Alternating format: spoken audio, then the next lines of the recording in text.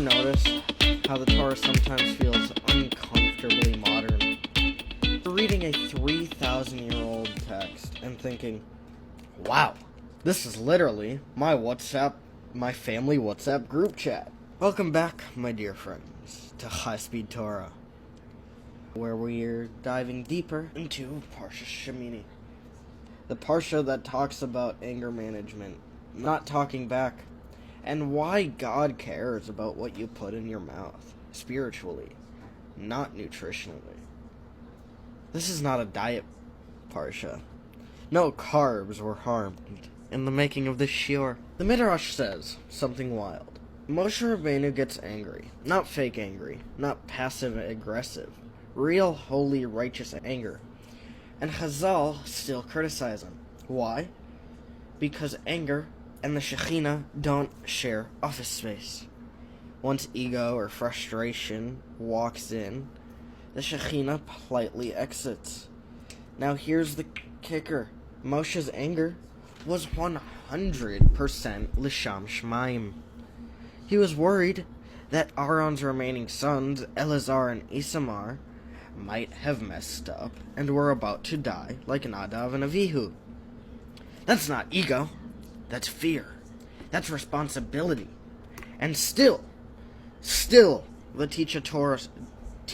Torah teaches us, even justified anger leaves a mark. Relatably or painfully relatable. How many times do we say, I was right to snap, they deserved it? The Torah's answer still is maybe, but anger still costs something. Now comes the most underrated midah in the Parsha. Silence. Eleazar and Isamar could have answered back. They were right. They knew the halacha. They could have actually said, Moshe, respectfully, source please, but they didn't. They stayed silent, not because they were wrong, but because out of respect. And their reward, a death decree from heaven, gets canceled. They're granted spiritual life. They become the ones chosen to teach Klal Yisrael Torah. In other words, they didn't win the argument. They won eternity. Let that sink in. Sometimes, the biggest win is leaving the comment unsent. This guy, so modern translation, this guy in the group chat who could correct everyone, but chooses peace. And Hashem says, yeah, that one, that's my guy.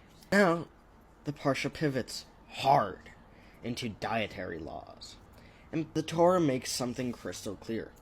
Kosher is not about cholesterol. If it were the Torah, it would be a nutrition blog. If kosherous were health-based, the Torah would collapse into a wellness pamphlet. Instead, kosher is about the soul's sensitivity. Here's a mashal, and it's brutal. Two patients go to a doctor. One can still be helped, so the doctor puts him on a strict diet, but the other is beyond cure.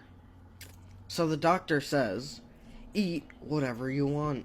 The Torah says, Klal Yisrael is the first patient. That's not an insult to the nations. It's a responsibility. We are sensitive souls. What we ingest physically and spiritually actually affects us. Non-kosher food isn't the only thing that dulls the food. So do toxic media, stuff we say. Everyone watches. The Torah isn't saying you're missing out. It's saying you're built different. Anger blocks the Shekhinah. Silence can reverse decrees. And discipline isn't deprivation. It's refinement. Or in 2026 language, you don't need to win every argument. You don't need to respond to every comment. And not everything enjoyable is good for your soul. Parsha Shemini teaches us that holiness isn't loud, it doesn't rage, it doesn't clap back. It's quiet, disciplined, and deeply self-aware. And sometimes the most spiritual thing you can do is pause, stay silent, and close the fridge, physically or spiritually. That's it for today. Thank you for listening, and goodbye.